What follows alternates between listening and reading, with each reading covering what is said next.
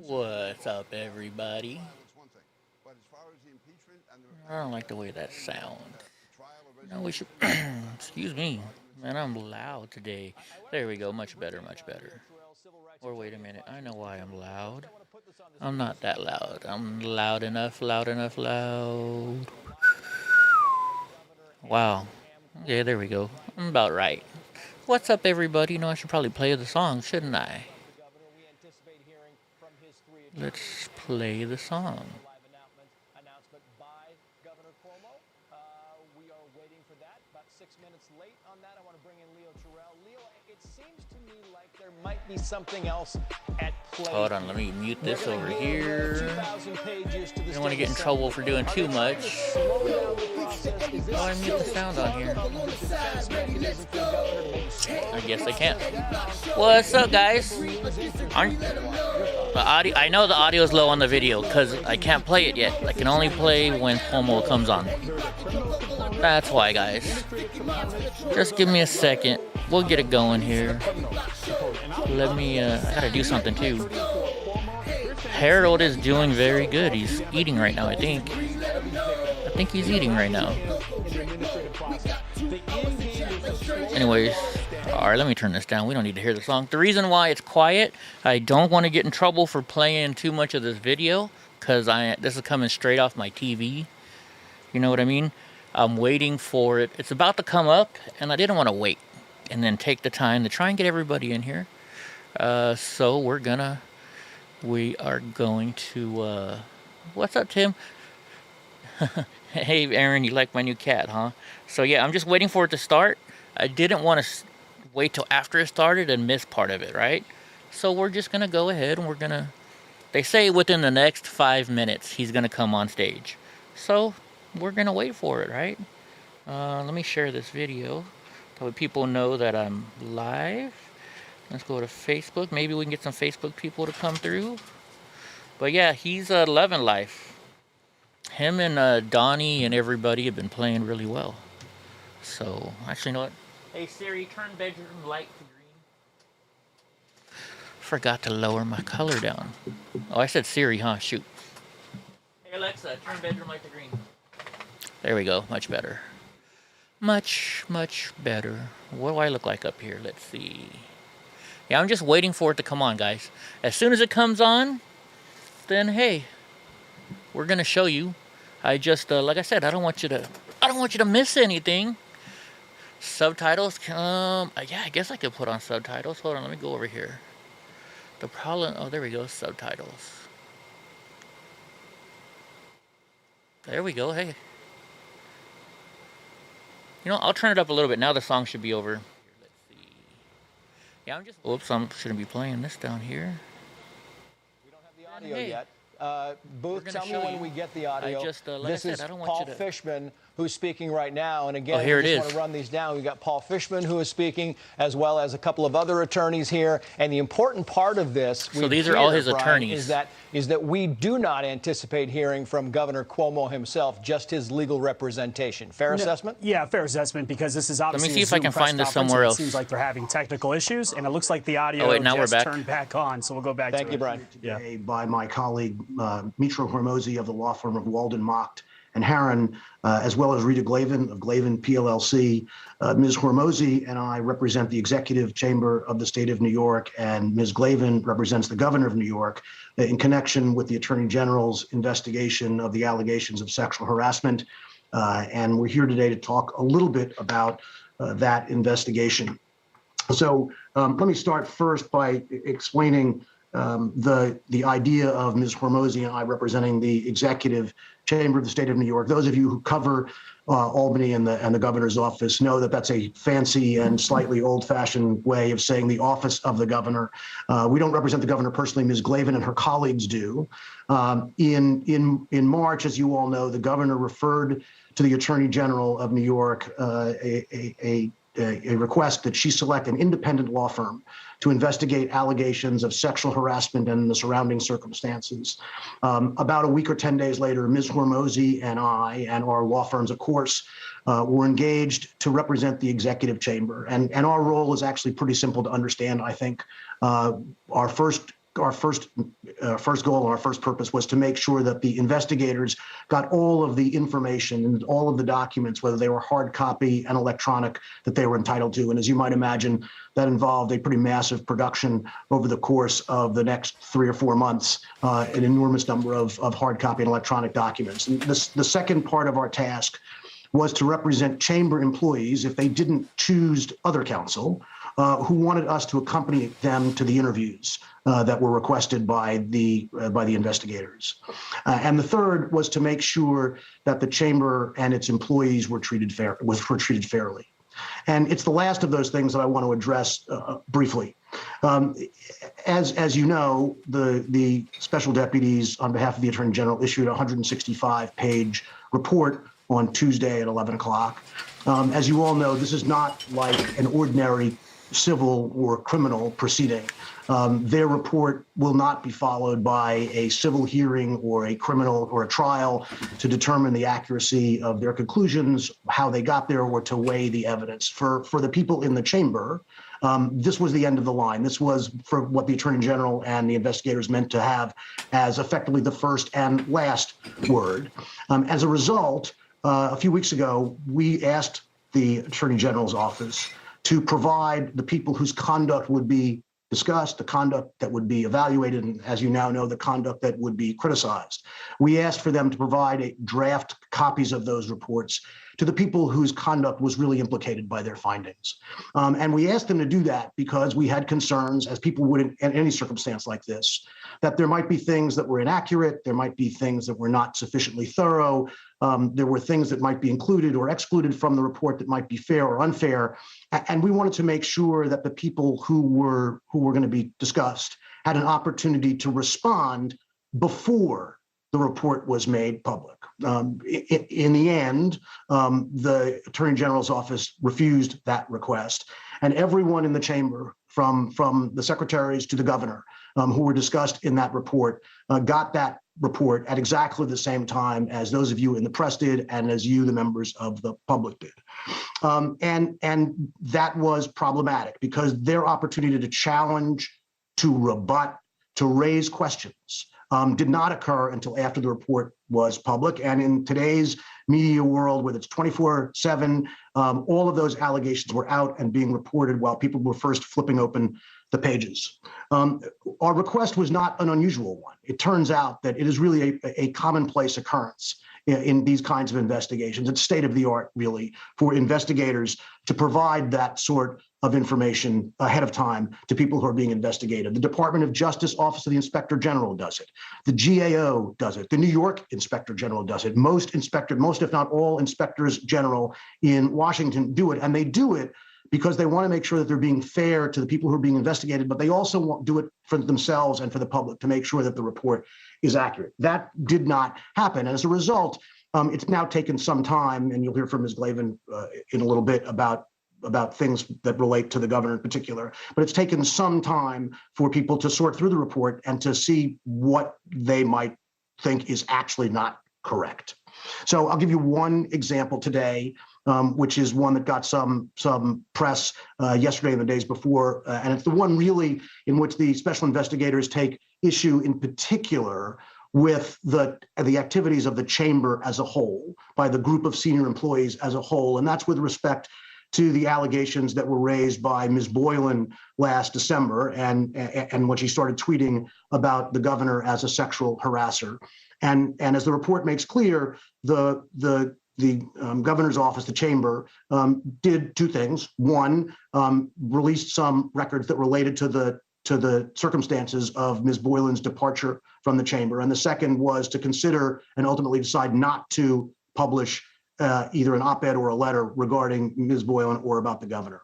The reason that's important is we had a very strong sense from the questioning of various witnesses, and we represented 20 some odd employees ourselves between Ms. Hormozy's firms and mine, but we had a sense of the kinds of document requests that they were making, that they were investigating whether that conduct was effectively illegal retaliation against Ms. Boylan. And we wrote a 13-page letter, almost a brief actually, to the Attorney General's office explaining why that conduct did not meet the legal definition of retaliation. I understand that the Attorney General's office reached a different conclusion, and they're perfectly free to do that. That's what happens when lawyers go head to head and talk about the factual and legal analysis that's around a particular circumstance. But what disturbed us about the report is that that letter was A, mischaracterized, and then B, effectively given the back of its hand in a footnote. Why is that important? It's not our egos, or our egos are not bruised by that. What matters is that there is a very serious legal issue about whether the Attorney General's office is correct or not. And that serious legal issue should have gotten more consideration in a report that reaches a conclusion about illegality. And that's one example. There will be others that relate to the governor personally that Ms. Glavin will discuss, I understand. The second thing that I wanted to talk about in terms of fairness is in terms of the transcripts. Many witnesses testified. Many of them were chamber employees. Many of them were interviewed without court reporters. Many of them were interviewed with court reporters. It is now 76 hours since the Attorney General's press conference. Not one of those witnesses and not one of their lawyers has a copy of the transcript, as we understand it, of their own client's interview. Nobody. The assembly seems to be getting them.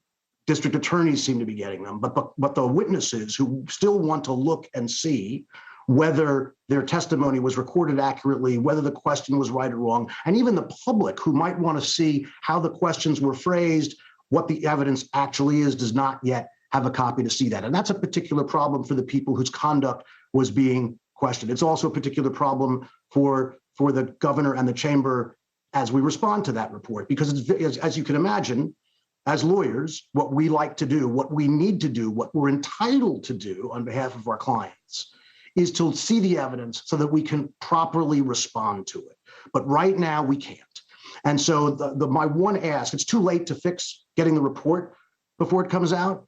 It's not too late to get the transcripts. And so whether it's the Attorney General's office or the Assembly, who now has the power and the authority to release those transcripts to the lawyers of the witnesses who testified and to Ms. Glavin so she can prepare her response on behalf of the governor, that's the last thing that I think we need to think about, is whether it is now time for those transcripts to be turned over so that the lawyers representing their clients can now finally respond on behalf of their clients as you, the press, you, the public, and people want to hear. So now, Ms. Glavin, I turn it over to you. About time. Maybe she'll say he's going to step down. Is she even moving? What does she do? She leave? She's frozen. Ms. Glavin, I believe you're on mute. Sorry about that. Good afternoon, everybody. My name is Rita Glavin. Why don't you show yourself? And I represent Governor Cuomo. I'm a former federal prosecutor. Oh, great. We're going to have to hear her And background. I know the difference between putting together a case against a target versus doing independent fact-finding with an open mind. There has been no open-minded fact-finding here.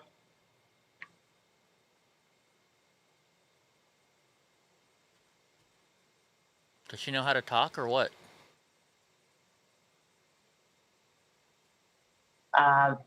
In this investigation. This investigation was conducted in a manner to support a predetermined narrative. Am I frozen? Yes, you are. Now she's moving. How can you be a lawyer and not know how to use your computer, especially Zoom nowadays? All lawyers are using Zoom. Hi, Dottie. That's not me, that's them. Said she was. Just let me know, Booth, if she gets back online. We can we can do this again. hear her again. Rita Glavin is apparently frozen, but she said going into this Mercedes Colwin, and we'll bring Rita back on as soon as she starts speaking, she knows the difference between putting together a case and doing open-minded fact-finding. There was no open-minded fact-finding. Right, Texas? Very quickly, Mercedes, what do you think so far? She should have done her homework. She should have looked at those 2 independent investigators. If she Turn knew this down. I don't know how much trouble I'm going to get into. She would know. You notice how, like, you couldn't, you know, Cuomo sitting next to her, like, shut up, bitch. You know what I find funny is that he has a female lawyer. How much you want to bet they told him you need to get a female lawyer to help you out in this situation? I mean, if you were a female and well, I mean, if you're getting paid, I guess you're getting paid, right? I don't know. I think he's going to step down. I think that's what they're going to announce. Why else would they put a big press conference out right now? Right? Hopefully they come back. Jeez Louise, what do you guys think? Do you guys think he's going to step down right now? Or do you think that he's just going to be like, you know what, I didn't do it. We're going to go to court. We're going to fight this. We're going to sue. Right? The fact that he's not talking, I don't know. I don't know which way it's going to go. Please hold on. Technical difficulty. How are you a lawyer? I mean, come on. You're a lawyer. You got to have good internet speed. You're charging $800 an hour, $1,000 an hour, whatever she's charging. You know? You think she'd have some good internet. You think he's going to fight it, Don? I don't know. The fact that he's not talking and his lawyers are talking probably means he's going to fight it. Now, if he was there, then he'd probably be like, you know what, I'm going to step down. But who knows? Maybe he's just too embarrassed to talk to anybody. He wouldn't leave the house for the last 3 days, right? I don't know. Politics and public relations, he'll never step down. You never speak when it's legal. Yeah, that's true. Here, let's see what the civil rights attorney says. Start this thing off. His basic theme was that this whole process was not fair, that what happened is the Attorney General of the state of New York mischaracterized the atmosphere and the behavior of the governor's chambers and his staff. What's the goal here? Yeah, I'll tell you right now, and I'll disagree with my colleague Mercedes because, believe it or not, they put up a very good defense on the issue of due process. Let's be very clear. There was no justification for the state attorney general to withhold the information or at least give them a chance to rebut before they announced it. If that attorney is telling everyone that he got the information at the same time, that's bad. That's horrible. More importantly, witnesses who gave statements, these attorneys should have the right to read the transcript, because I know as an attorney, I can frame a transcript and take excerpts from a transcript that looks favorable to my argument. That is a horrible decision by the Attorney General. And let me also be very clear. The Attorney General, the governor needs his own personal representative because the office, as that attorney made the reference, he All right. So you know what? How about this? What about this as an idea? So think about, we're going to call this the Bill Cosby effect. What if he goes and he's waiting for, because, you know, we're talking about the murders and stuff too. Well, do we call them murders? All right, let's call it the people who died in the nursing homes because of what he did. So what if he does this? You know, what would you rather go to jail for? For touching a woman on her booty and her breast? Or would you rather go to jail for murdering people or killing people? So he might be doing a Bill Cosby. He might say, okay, you know what? How about this, district attorney? We will admit to this as long as you sign us a deal that you won't come after me for all the people dying in, oh, wait, they're back. For all the people dying in the, what do you call it? I'm a former federal prosecutor, and I know the difference between putting a case together against a target versus doing independent fact-finding with an open mind. And there has been no open-minded fact-finding in this case. Open-minded. The investigation was conducted to support a predetermined narrative. In our legal system, both sides are heard and given access to the evidence. But here, instead of acting as independent fact-finders, The investigators acted as prosecutors, judge, and jury. On Tuesday, the Attorney General Like you guys did the and the Trump? investigators called a press conference. And within minutes of that very carefully choreographed press conference, Like you did the Trump? there were calls for the governor to step down. Like they did We the weren't Trump? given, as Mr. Fishman told you, any advance notice about when the report would be released, its findings, a chance to respond to errors, inaccuracies. And that was intentional. This was not an exercise in truth finding.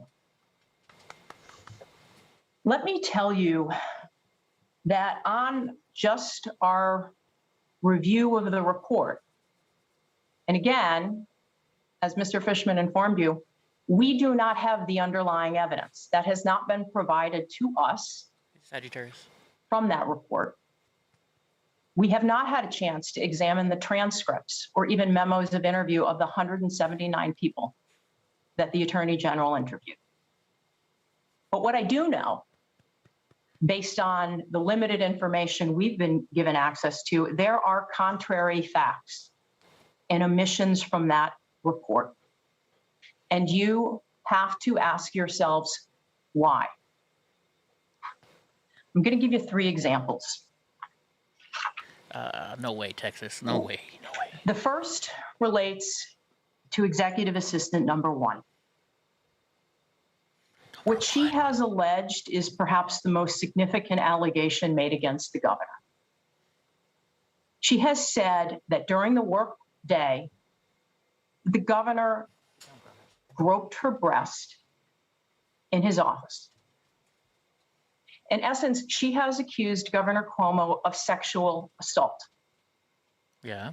The And governor has repeatedly denied that ever took place. so And did quite President frankly, Clinton. when she first raised this in early March, So did he Bill was Cosby. stunned. This executive assistant gave an anonymous interview to the Albany Times-Union. It was published on April 7 of 2021, and I encourage you, please, read what she told the Times-Union about that day. She told them that she was asked to come to the mansion to fix a technical issue with the governor's iPhone or with his phone. And the report states as fact that she was summoned to the mansion. He was horny. What she tells the Times-Union is that she walked into the governor's second floor office, where he slammed the door, groped her breast under her shirt and over her bra, and then she left without saying a word because she was so upset. Sounds The probable. governor was interviewed on July 17th. And during that interview, he was told for the first time when this alleged incident took place, November 16 of 2020.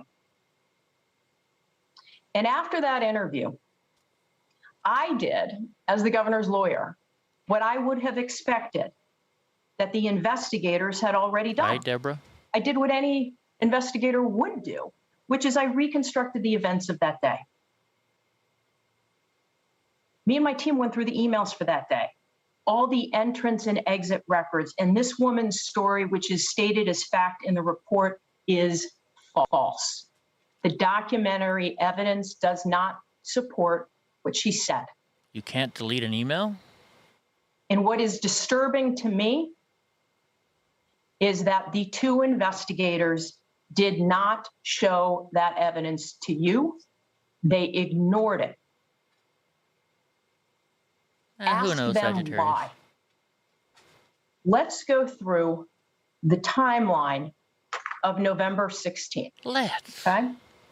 Sorry, I shouldn't be making fun of this, but it's funny. In her account to the Albany Times-Union, She says she was summoned there from the Capitol to the mansion to fix a phone issue. She arrived. She went to the governor's office. He came out from behind his desk, that he groped her. Hold on, can I pause this? I know I can pause this. How can I can't? And there pause was it? the door slamming. I guess not. And he said, I don't care, when she said, someone's going to see us. And then she walked out and left. Well, that's not what happened.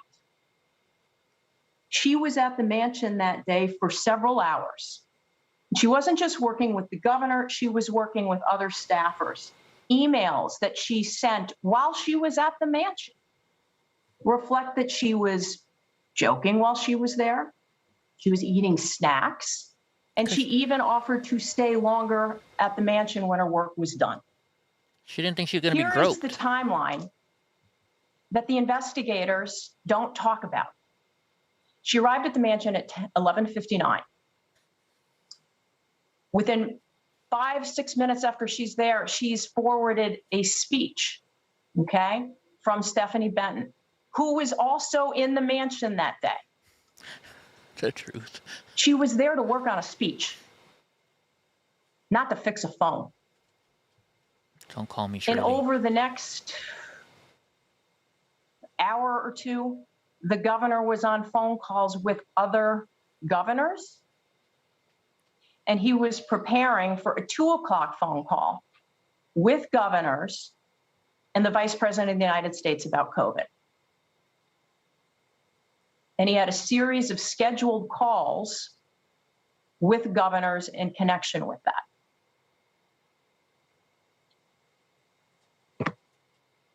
At 1:59 p.m., she sends an email to Miss Kennedy, who was at the Capitol, another assistant, and said, Steph said, never mind, Harold fixed it. At 2:09 p.m., while the governor's participating in a 30-minute governor's call with the vice president, she emails the draft speech that she'd been working on back to Miss Benton. And then that speech was forwarded to senior staff. At 2:16, Miss Kennedy emails her and asks how it was going at the mansion. And her response at 2:18 p.m., pretty good right now, actually.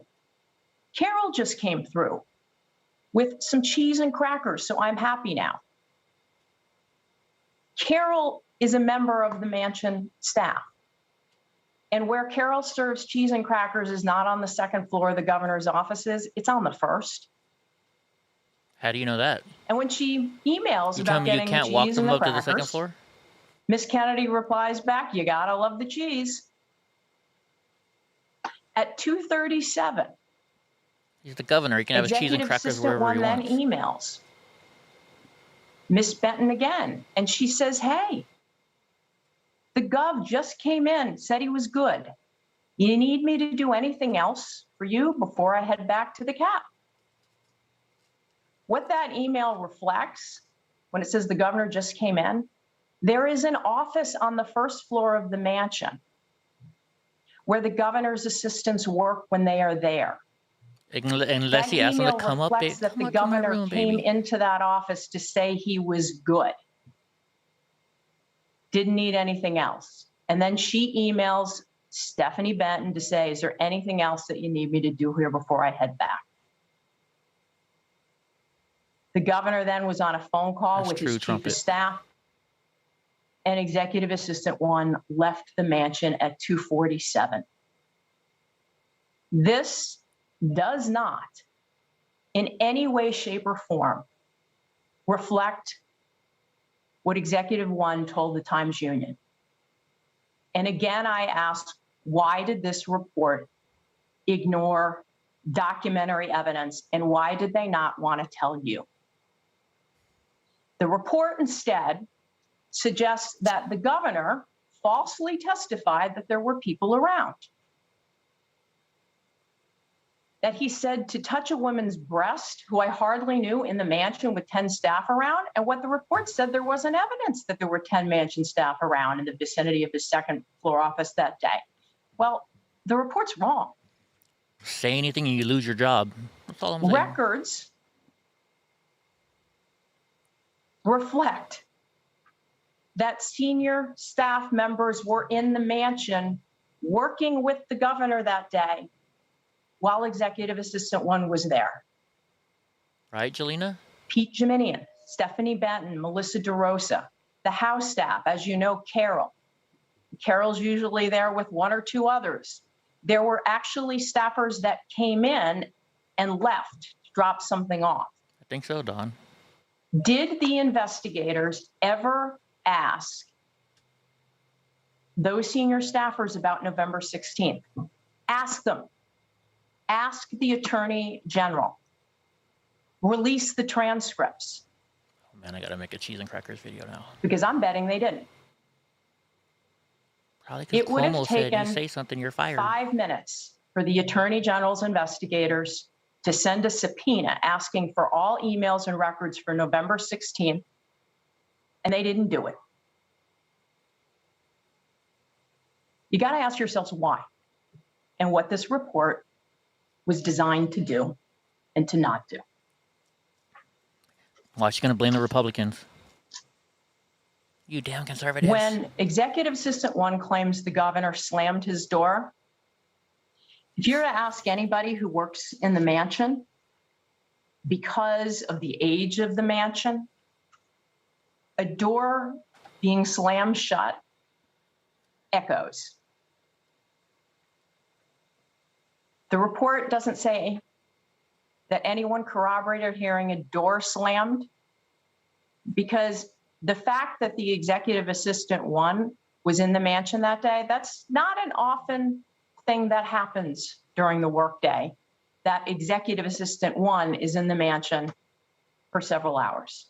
Did the investigators even ask any of the people who were there that day? Ask them. Because it's a live conference, Eva.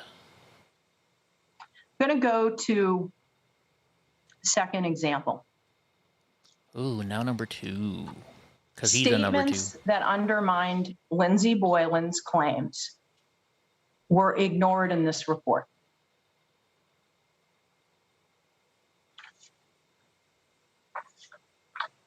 On December 5th, and this is where this all started. Hold on, I got to see what Chris Cuomo's telling me to say right from now. Lindsey Boylan.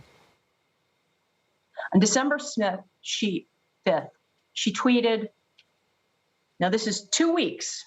You have to consider the timing of when these tweets started. She's saying number 2 because she he's a had piece of announced shit. about 2 weeks earlier that she was running to be the Manhattan Borough president. So she knew that her tweets at that time were all going to be within her campaign and the platform that she was going to run on. And what she said was she tried to quit 3 times from the governor's office before it stuck. She said, I'm a privileged person. I could opt out and eventually did. And what she was clearly trying to tell the world is that she opted out because of a toxic work environment that she was being sexually harassed. Well, the evidence is not that that's why Ms. Boylan left. As has been, reported, what happened is that on September 26th of 2018, the governor's council met with Ms. Boylan. And the reason for the meeting is that there had been a number of employee complaints about her. No. The Attorney General's report omits what those allegations were, what was said about Ms. Boylan, what the recommendation was from the Empire State Development Agency. Peanut butter jelly, but cheese and crackers Why didn't they put that in there? When Ms. Boylan was confronted with a number of complaints, she immediately and voluntarily tendered her resignation.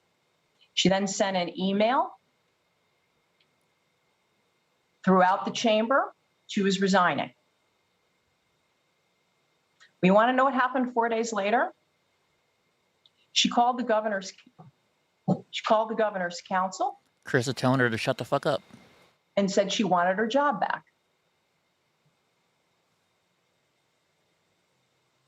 The governor's office declined to give her job back. She then reached out to the governor to personally intervene. She emailed his assistant, asked to speak with him. He didn't return her call after consulting with a number of people. Why didn't the investigators put this in their report?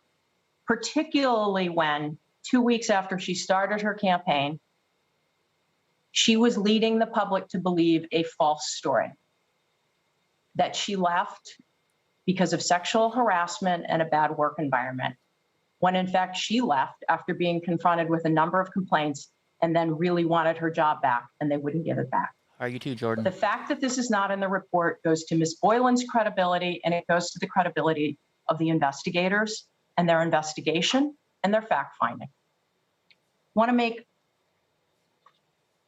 a last point, the third point.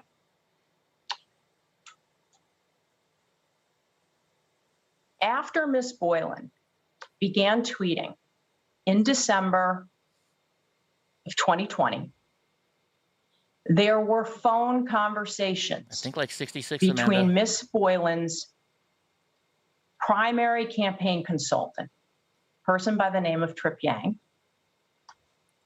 and Letitia James's chief of staff, Ibrahim Khan. Those conversations were about what Ms. Boylan was tweeting about and her intent with respect to the allegation she was going to be making against the governor and what she potentially planned to do. And Trip Yang is having conversations with Ibrahim Khan because they know each other. Letitia James's chief of staff worked with Trip Yang because he was a consultant to her 2018 Attorney General campaign. The investigators were made aware of that those conversations happened. Did the two investigators interview the Attorney General's chief of staff about what Trip Yang had said? That would have been something critical for them to do, and about whether Trip Yang and people within the campaign found what Ms. Boylan was saying to be credible. Did they interview the media consultant about what her conversations were? That's weird. With Lindsay Boylan about these allegations? Are we still live, guys? Ask them. What Ms. Boylan was talking about at the time she first made these allegations could not be more relevant to whether they were credible. The Attorney General's chief of staff should be interviewed, Trip Yang should be interviewed, the media consultant should be interviewed, and emails from the campaign around that time should be subpoenaed. It's up there messed up. See where it says live up there? It says only 38 seconds. I want to go to my last point about the report. And my last point for now. My last point for now. It's about time, bitch. There was a claim. How many cheese and crackers did he give you to make this report? Made for the first time on February 24th in a Medium piece, that she got on to the state airplane where the governor and other staffers were. And what she said is that she was sitting across from the governor, and this is a pretty small plane, next to a woman named Abby Collins. And what she said was that at one point that the governor said something to the effect of, "Let's play strip poker." Hell, why not? Miss Collins, Danny Lever, John Maggiore, and Howard Zemsky, they were on all flights with both Miss Boylan and the governor in October of 2017, and they stated that this conversation did not happen, okay?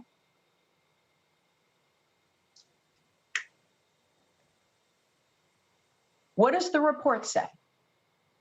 The report says that after denying having heard this strip poker comment, Howard Zemsky, quote, this is what the report says, received a disparaging message from Miss Boylan that he found, quote, jarring, end quote, and threatening. After getting the jarring and threatening communication from Miss Boylan, Mr. Zemsky's recollection then suddenly changed. Why did the report not share what the message was? What did Miss Boylan threaten Mr. Zemsky with that would have caused him to change the story? Why is that not in there? Why does the report discredit all of the other witnesses who were there and then suddenly credit the one witness who had been threatened by Lindsay Boylan before his recollection changed? Did the investigators ignore that message? Did the investigators look into whether Lindsay Boylan was making efforts to influence the testimony of other witnesses? Because the report mentions that she was reaching out to other people. Why is the message not been shared? I don't know why, bitch. The governor has been asked by the Judiciary Committee of the Assembly to get a response of any evidence. Lawyer in the middle is like, shut the fuck up already, jeez. By August 13th. And we intend to do that. But what we have asked for and are entitled to is the evidence. We're entitled to get the transcripts, the underlying documents that support that report, because what we know is that they have left material out. And I will share with you that I received a phone call a few months ago from a lawyer. And this was a lawyer that I did not know. I didn't know was involved in the case and represented someone who I didn't even know had been interviewed. But this lawyer got my telephone number through another lawyer because this lawyer believed that it was very important for me to get some information.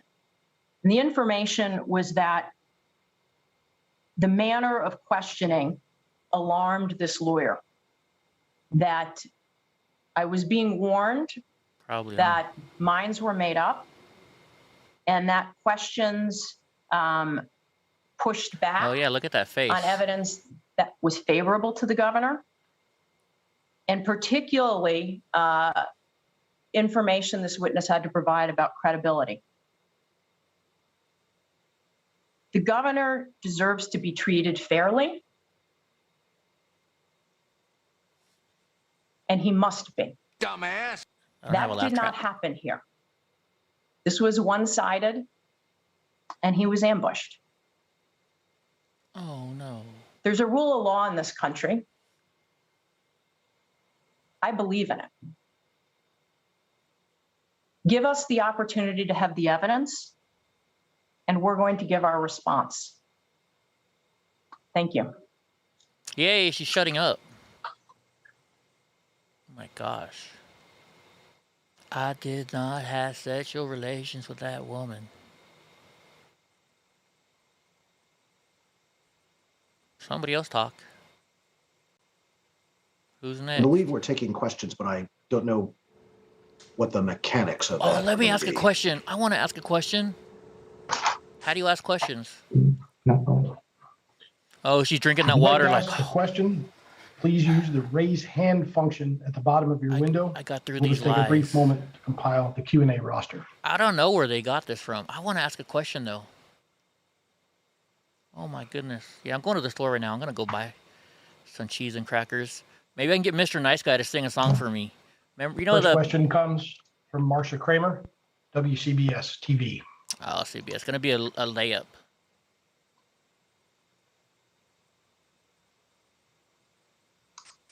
Marcia, you are unmuted. Yes, my question to you is this. Do you think that there was any problems in terms of the integrity of the prosecutors who were involved?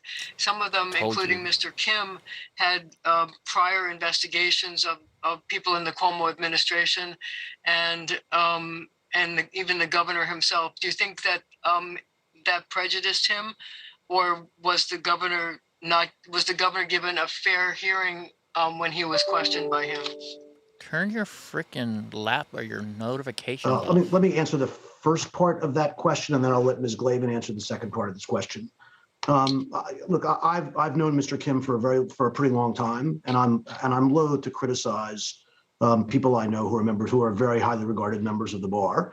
But you are correct that Mr. Kim was involved in his last position in the Southern District of New York U.S. Attorney's Office in 2 grand jury investigations that involved the Cuomo administration. And in one of those investigations, he personally interviewed the governor. I wasn't at those interviews. I was in my old job as the U.S. Attorney in New Jersey at the time.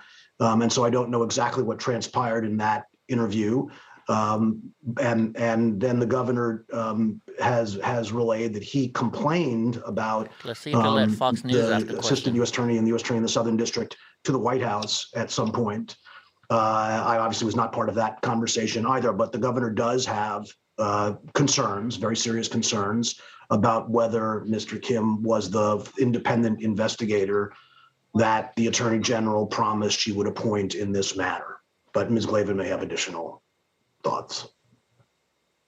Marcia, I actually think the best way for you to think about this, about the appointment of Mr. Kim to investigate sexual harassment allegations against Governor Cuomo, is for me to give you an analogy I to want Mr. Alex Fishman. Jones to ask a question. As you all probably know, Paul Fishman was the U.S. Attorney in New Jersey. Y'all know him, who right? had a long-standing investigation of Governor Christie and Bridgegate. Tony Soprano's brother.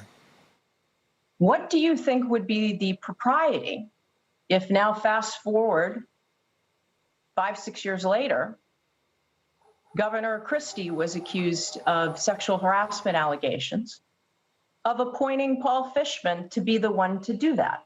He's too fat. He can't get it up. Does that lend to you a feeling that it would be truly independent fact-finding? The best I can tell you on this point is that Mr. Kim was part of an investigation of the governor and people around him for a number of years about the closing of the Moreland Commission. And then certainly with respect to the prosecution of Joe Percoco. And Is that her stripper name? there's no question in my mind that he formed impressions about how the chamber was run. And you can look for yourself at some of the comments that Mr. Kim and Mr. Barara, his boss, Mr. Kim was the number 2, made about Governor Cuomo and how things were run in Albany during that time. So you look at that, and then I can't, as the governor's counsel, I can't ignore how the investigation was conducted. I think that different lawyers may have done some things differently. And I'll leave it at that. Oh.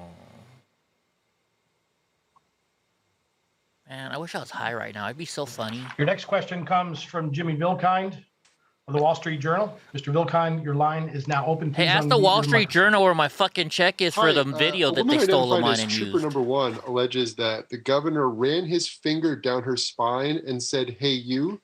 And in another instance, he touched her stomach from her belly button over to the portion of her hip where she carries her gun. Do any of you have any response to those allegations? I haven't seen any in any of your written materials or statements thus far. I want to mention 2 things about that. I would, but I get The tested. first is that the governor will address that allegation himself. And No, so I I would will be let funny. him speak for himself when he does. When will he do that? I can't give you a timeline, but I know he wants to do it soon. Sure he No, does. let's do it soon. But there is something I want to point out. The report suggested that the governor singled her out, and wanted her on the detail because of some improper motive. Because I That's like the that clear ass. suggestion She in had the big old report. titties. And what the governor told the investigators in his testimony is that he had been complaining about the lack of diversity on his detail for some period of time. He has about 60 troopers that are on the detail. There's only a handful of women. And for a governor who has hired and has senior women in all of his top jobs, this had bothered him for some period of time, and he voiced it. And as the governor relayed it to the investigators, he had met this trooper. He thought she was impressive in their meeting. And he said, I don't understand. Like, why can't we hire somebody like her? Do you know her? And he was told she was excellent. So why don't we hire her? Can you explain what led the governor, based on an interaction at an event, to believe that she was impressive? He liked how she maintained eye contact. He liked that she was assertive with him in the conversation. And then he asked one of the troopers he knows about her, and they said, yeah, she's excellent. And he's like, I don't understand this. Why do I not have women on my detail? There's also a suggestion because that they the know you're governor going to went and sexually wanted abuse to them. change whatever the qualifications were. The governor had said he did not do this. I don't know what happened, within the detail, but and within the troopers and what their internal policies are. And actually, the governor told the investigators he did not know. But I don't like you saying certainly, if he meets someone, particularly in the trooper world, and he wants diversity, and he has said that to them, that he wants that. So I did want to make that point because he made that in his testimony, and it certainly was not reflected in how the investigators chose to report that. I'm just pretending to be Chris Cuomo, right, or Governor Cuomo right now. That's what I'm saying. I'm not saying I would say that. Your next question comes from Michael Gormley, Newsday. Mr. Gormley, where's Fox News? Where's Please unmute Newsmax? your microphone. Where's OAN? Why don't you let them ask questions? Yes, you mentioned that the questioning and what they didn't include has been a problem. Is there anything? How do you know if you don't have this record? Also, is there anything you can say to back that up? Oh the shit! He concerns caught about me the in a questioning lie. and what they didn't include. And then one last question: have you investigated whether these civil charges would be a new standard for impeachment in New York, and if it meets the standard or creates a new standard? Paul, I think you can probably address your experience having represented a number of chamber employees with how the interviews were conducted. Yeah, the only thing I'll say in response to your question is, between Mitra's and my law firms, we probably represented 18 or 20 individuals who were interviewed by members of the Attorney General's investigative team, and what I would say is the one thing I say is a number of those individuals left those interviews feeling as if the questions were framed in a way to push them to particular conclusions about people, about the work environment and so forth, that some of the questioning was not sufficiently open-ended in a type of investigation that would be looking for whatever information people had to provide. But I think the truth is, not having seen any of the transcripts and given the Attorney General's investigators direction to everyone that they were not to disclose to anyone else what they had testified about, honestly, I think that the best way for you to see that, the best way for us to see that, is to get the transcripts and see how those interviews were conducted. I think they certainly were all transcribed, and I gather that most or all of them were also videotaped. Actually, I want to speak to that point, Paul. There were 179 interviews conducted. That's what is reflected in their report. But what they also noted, that only 41 of them were done under oath. What I understand that to mean, so 41 is not enough? Ask the Attorney General investigators here, is that the vast majority of the interviews were not transcribed. That people came in and did what they call informal interviews, where there's no court reporter taking down the questions and the answers. And all you have from those interviews would be the investigators taking notes and writing up a memo of what was said. What I have been told is that a lot of interviews of current and former chamber employees were done informally, so we don't have the Q&As that we do for the 41 under oath. And again, I'm sure the investigators will correct me if I'm wrong, but that there was a number of interviews, including the one where this lawyer called me, that the two lead investigators didn't even attend, Mr. Kim and Ms. Clark. They had underlings do it. And I think this begs the question of what they chose to put in the memos, which I assume they did and did not, and whether we're going to get an accurate recitation versus having done all of the interviews with a court reporter there in a Q&A. I am also aware— They had attorneys, right? They had attorneys present? Were objections raised? They had attorneys present, but you're not going to get a Q&A transcript. You're going to get people's notes, and those attorneys' notes, I can tell you that they will probably say that they were work product. But there were no objections raised at the time on the record? I don't know. I don't know because we were not told every person that was interviewed. We still don't know every person that was interviewed today. Question comes from Sonia McGee of CNN. Ms. McGee, your line is now open. Oh, this is going to be an easy question, too. Hi, just getting back to the state trooper again. First of all, is she still assigned to protect the governor?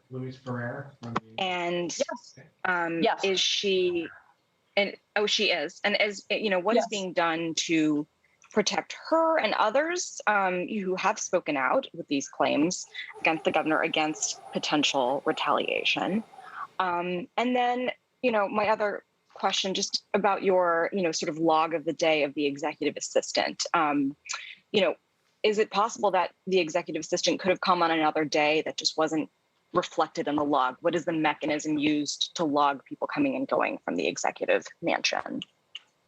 So, yeah, let me hit the trooper question. I don't know currently now since the report was released, but what I can tell you is up until a day or two before the report, the trooper was working. And I would also add that the governor has a view of this particular trooper, that's positive in terms of her job and day to day. With respect to what's being done about, retaliation, look, the whole world is watching right now. Watching you lie. People are not going to be retaliated against by Governor Cuomo. That's right, you're a lawyer. But what we have to be able to do is examine evidence and be able to make a case for our client. Otherwise, to the extent that the assembly wants to move forward, Chris Cuomo, stop calling me. I know what I'm doing. They want to move forward with impeachment. You now have an impossible standard for us because we're not given access to the evidence. Now, I understand records have been provided to the assembly. We have asked them for that so that we can make an informed submission that we are continuing to monitor this. These are Governor Cuomo's lawyers representing him in this harassment investigation that involves some 11 women. The focus seems to All right, I'm just going to say one of the lines in this video I'm already writing is going to be like, yo, is that your gun? Or are you happy to see me?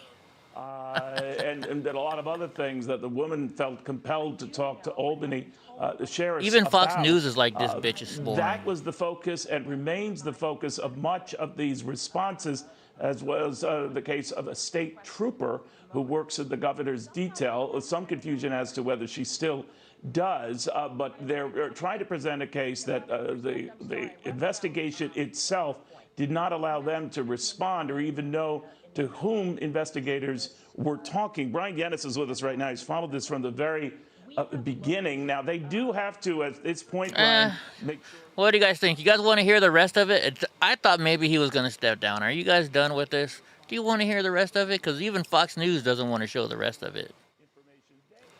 Or do you want to hear them talk? Do you want to hear her talk? What do you guys want to hear? You guys let me know. Because let me see if it's probably somewhere live on the internet. Let me see. I can throw it up there. It's got to be live somewhere. Because these guys are they just left it. Let's see. Let me go to live. Let's see what's going on live. Live Cuomo's attorney field questions from the press. Let me see what this one looks like. Or are they showing what we're showing right now? No, they're actually showing it. All right. Let me turn the volume down on these guys. I'll hit pause on this guy. Yeah, I know. Throw this one up here. Let's see what they're saying here.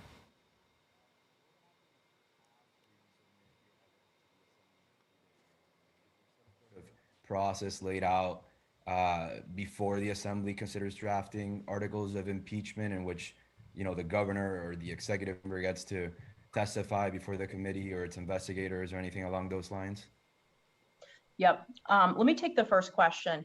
In that particular footnote of the report, what the investigators said is that they were able to pinpoint what day it was because the assistant had said that her task at the mansion was to photograph a document while she was there. I think they're done, guys. You know what? I'm done with this. I don't want to waste your time anymore. I'm not going to waste my time anymore. I think they're done. I'm going to have to run to the store right now. So that way, after the show tonight, I'm gonna make a video. Hopefully, I can have it out by tomorrow to be funny. Gonna go get some cheese and crackers. Maybe I'll get Mr. Nice Guy to come and make me a thing. Remember that song, peanut butter jelly, whatever, however that song goes. Maybe I'll make a song that says cheese and crackers, cheese and crackers, cheese and crackers, cheese and crackers. Yo, bitch, I got you some cheese and crackers. Let me grab that titty. Something, I don't know. I don't got an accent. I'm not very good. But I don't have any actors to do it for me, so I'll make you guys something funny. But I'm going to let you guys go. I got to run to the stove. I got to get some lunch. Well, I got to cook lunch, actually. Because I haven't eaten all day. I got to make my 5 egg whites, 2 eggs, my oatmeal, and my bacon with some salsa on top. So anyways, guys, yeah, I'm going to go. I'm Scott, yeah, I think so.